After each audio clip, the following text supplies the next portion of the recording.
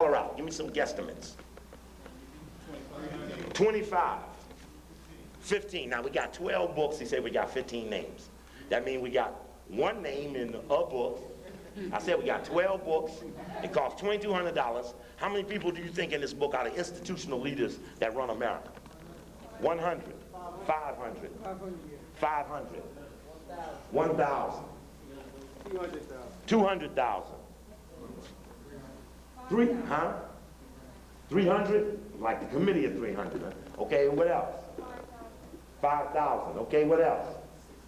600. Okay, last call. 10,000. Closest person was the person who hollered out 200,000. Because in reality, the book has 350,000 names. Now, what that suggests is this. These honkies for us have conceptualized all the people who got jobs in America who run shit against the people. And it's how many thousand? 350,000. Okay, now, to this 350,000 people who work, we add 50,000 names. Why do we add 50,000? These are the born people, the inherently rich. Rockefeller ain't in here because he ain't got no jobs. Carnegie ain't in here. Miss Chandler ain't in here, the LA Times. She ain't in here because she ain't, well, I take that back. She is in the media section. I take that back. But the aristocratic families without jobs ain't in here. Therefore, we add 50,000 to reflect the rich. So we got 350,000 operators, 50,000 rich. Don't tell me the revolution got away forever. How many of us do it take to whip 400,000? What do that tell you? If it's 400,000, now some of these are black people, so we ain't got to beat all of them. Some of them probably are conscious white people, we may have to beat them. But I'm just saying, we don't go in there counting them, we go in there counting them all. If they come across, then that's a plus. So how many black people do it take to beat 400,000? Okay, it'll be 400,000. Let's say we put 800,000 on them. Let's say we put 1,200,000 black people out of 30 million black people. How long would it take for black liberation? If we didn't have confusion on the battlefield about that the enemy is so goddamn big we can't beat the bastards. Them no good bastards. You understand what the leadership has perpetrated? That the enemy is so big you couldn't beat them. But they ain't never said how many it was. They ain't got no computation on this thing. Oh, the system's so big, so they call it the system. They call it the white man. They call it the Jew. They call it the man. They got all these nondescript MOs of the enemy. All of that prevents you from having clarity. So in the plan it says 300,000, 350,000 plus 50,000, the 400,000 people factor.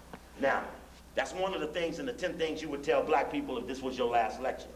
Another one suggests this, that black liberation is much like a chess game. How many phases are there in a chess game?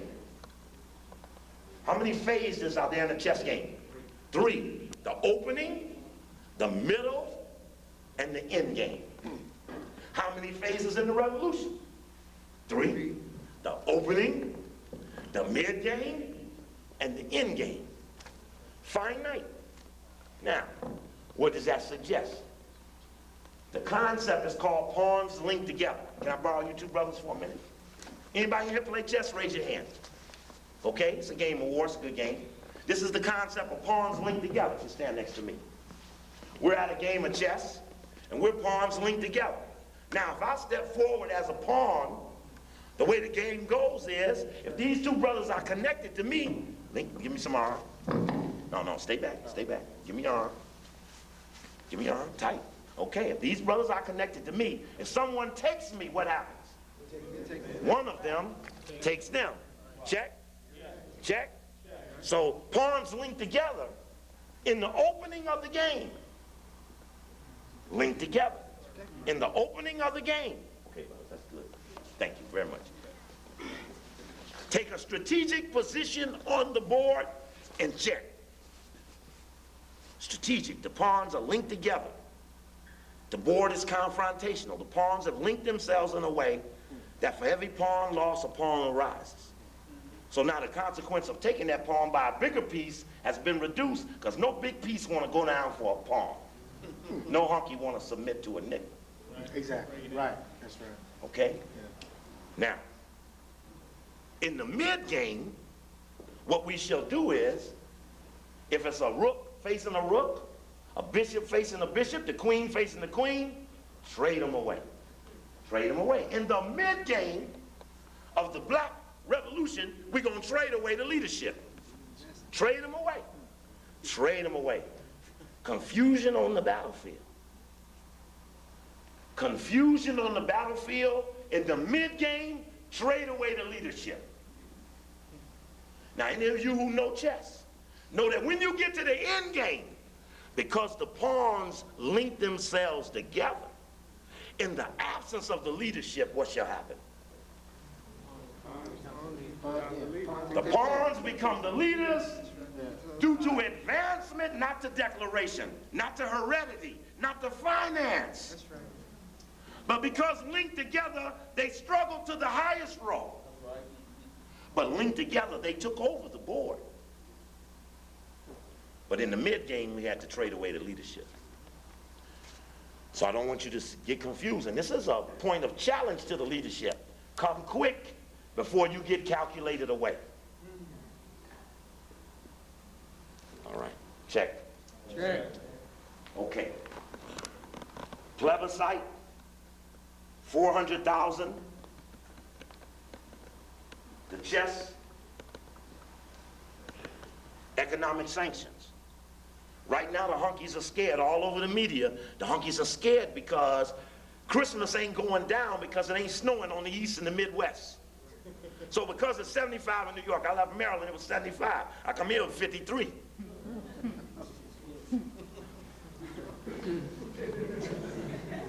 But the point is, people ain't going Santa Claus. So it's slowing down the period, November, December, and January. The hunkies sell 60% of everything they got in that 3-month period. And that means, as a point of focus, that you have the opportunity to impact their ability to make the money that they use to exploit your opportunities. Exactly. And to do that, you have to do nothing. You just have no frivolous buying with non-black businesses in the months of November, December, and January. You can just do that. Hang in there. Now, we also know that it's certain things that you can't buy black. So it's no frivolous buying. Just put that in as a conscious point. That we take focus on that. In fact, I think before the time gets late, I need to show you this because I don't want there to be no confusion about this. And I was telling you about it and didn't show it to you. And sometime before I leave, I'll show you the rest of the crossfire and all of that. You won't miss it. All that happened was where it's supposed to be 2 against 2, it was 1 against 3. And in terms of a black man, that's good odds. We kicked all 3 of them. That's right, that's right. When it was over, they was all beating each other for failure to beat me, and I was just laughing my ass off. Braden was deputy director of CIA. You know what Buchanan was. In fact, at the end of the show, Buchanan says, you know, I really was against having a show like this, but kind of glad to hear Coakley get his views on our national TV like this, yeah. Knowing that he a poor hunky, ain't got nothing. He speak against the trilateral, the ADL, Brosman, all the rest of them. He done it, he just a poor hunky. He ain't gonna never get united with nothing. Channel 3. Okay. Okay.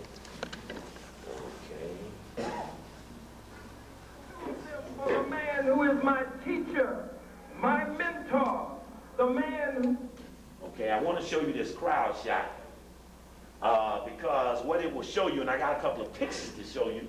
Let me pull up that picture, which is in my black bag right here, of what it really looked like so that we don't have this confusion here.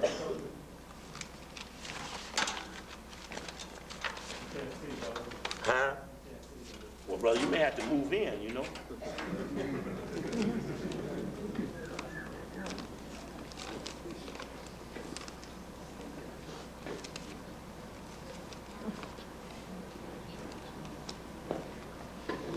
There we go. This is the shot. We'll get to this. Of course, I want you to look at this.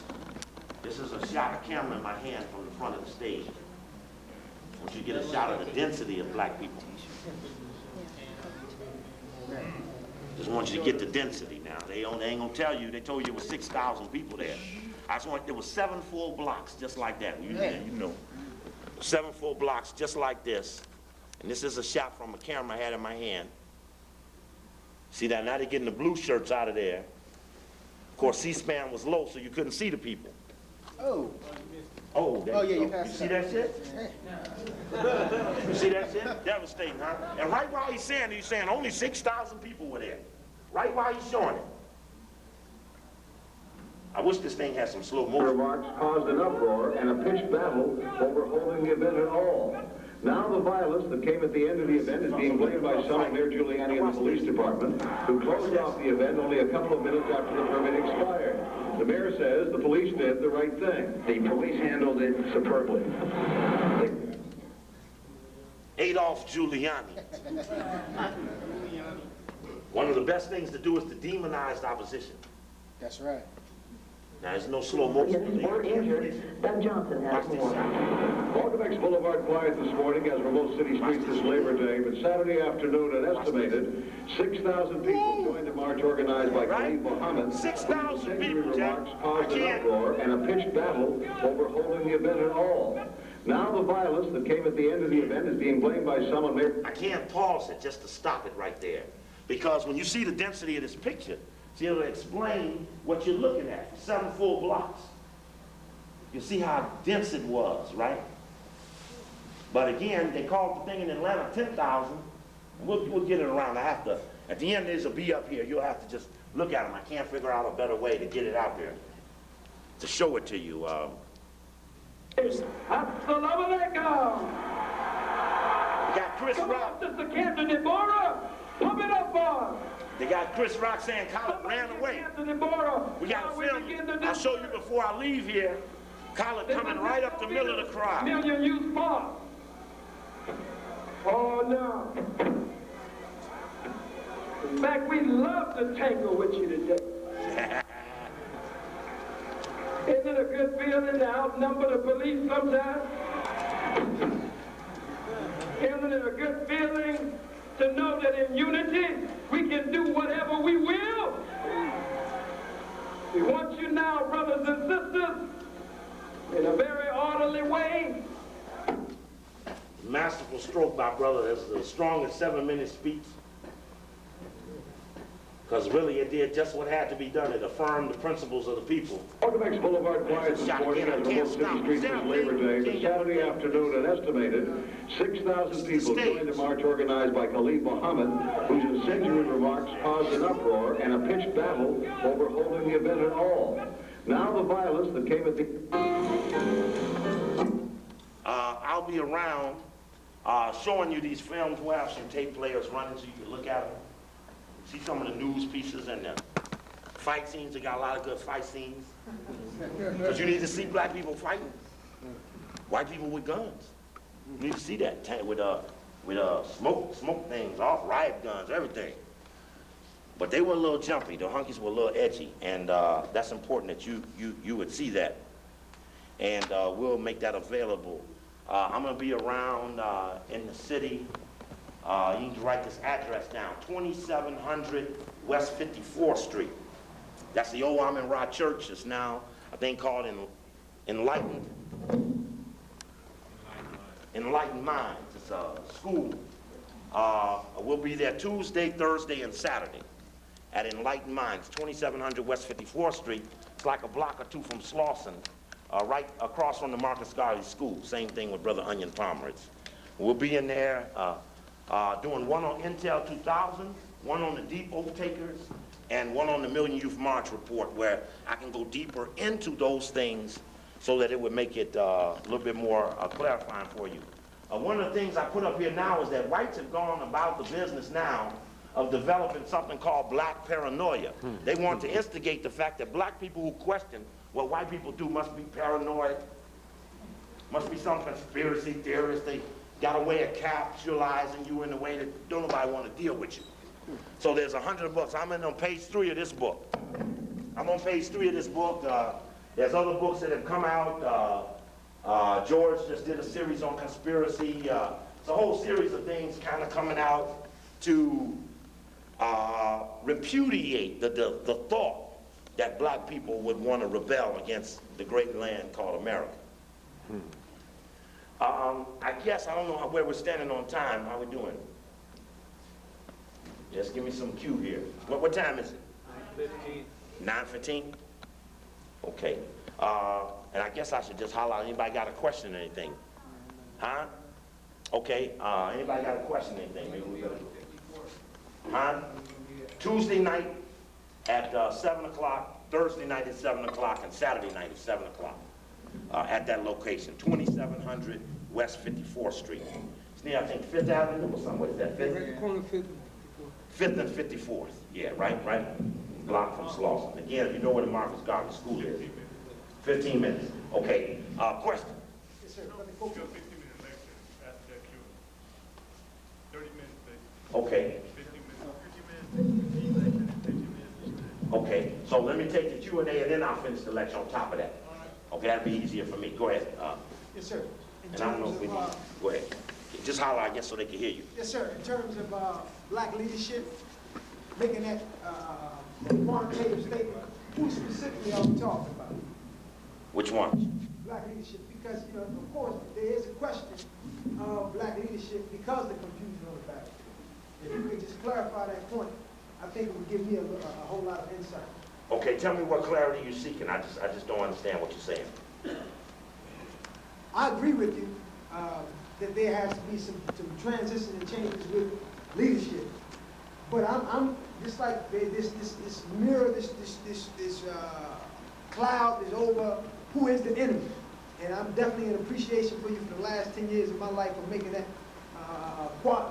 quantitative.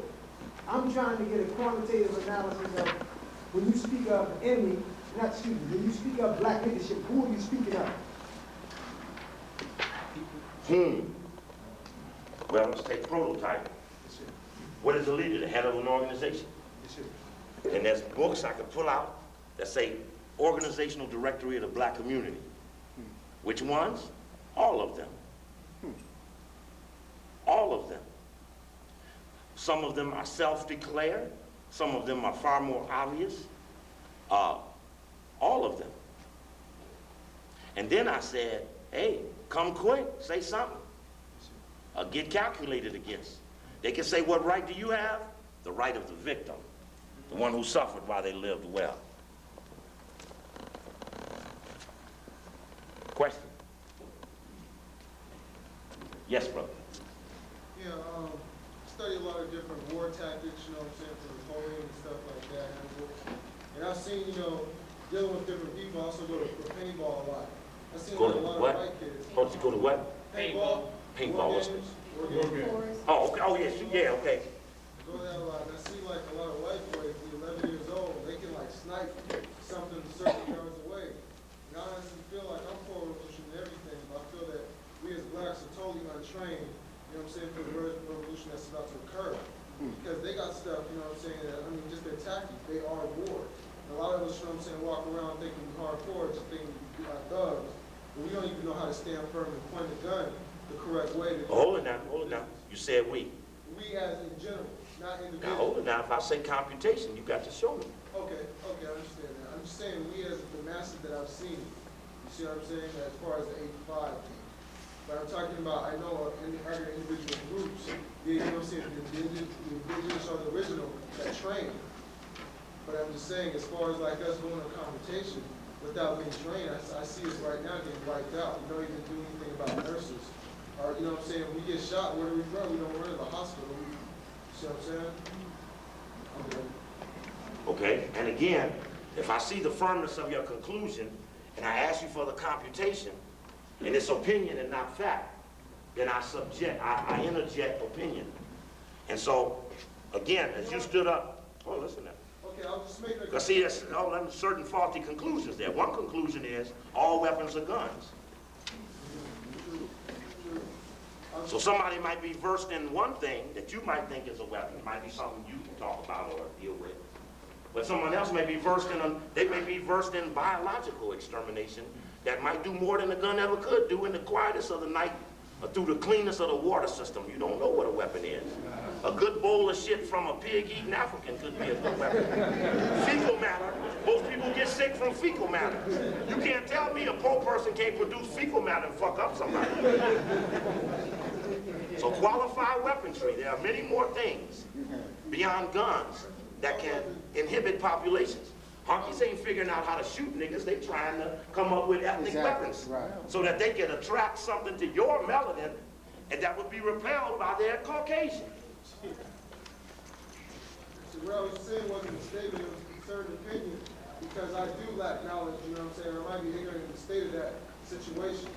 But that is my concern, because I mean, I love black people, I would hate to see uneven deaths. You know what I'm saying? This is my opinion. Okay, computation again. What makes you suggest that if it broke out, we would die?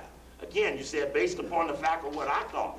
But that might be based, like you said, you did say, from where you stand. But from where you stand might be such a minuscule moment. I mean, some people have been out here 50 years.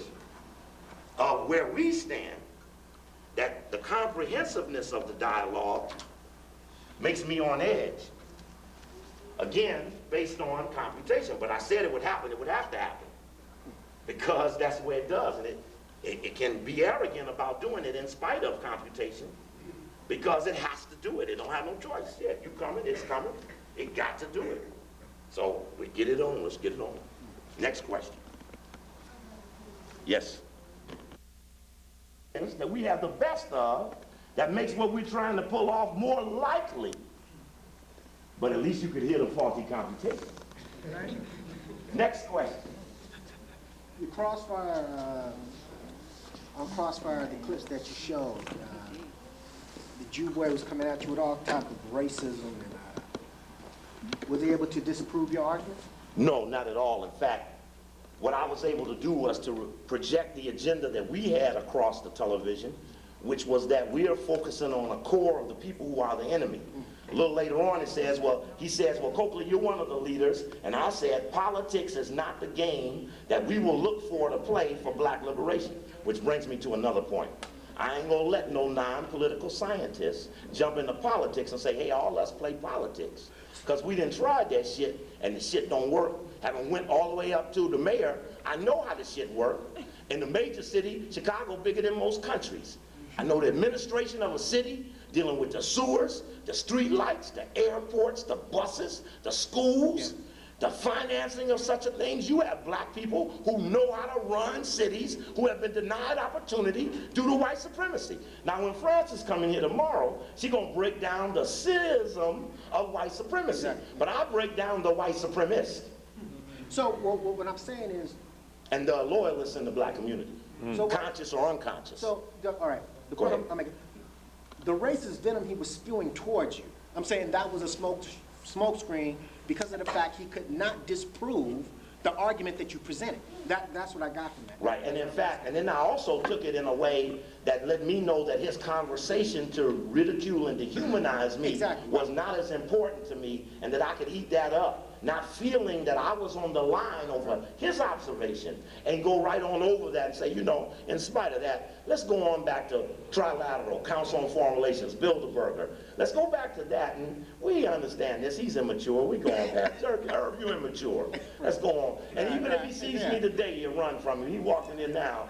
In fact, you all know, at the great debate, when Larry Elder, when I go to start up, Irv starts hollering out the front row, he starts talking shit. He in the middle of the black community with 10 friends, he starts making noise, and I say, hey, hold it just a minute. I turn down and say, look, Irv, I ain't forgot you was in Riverside.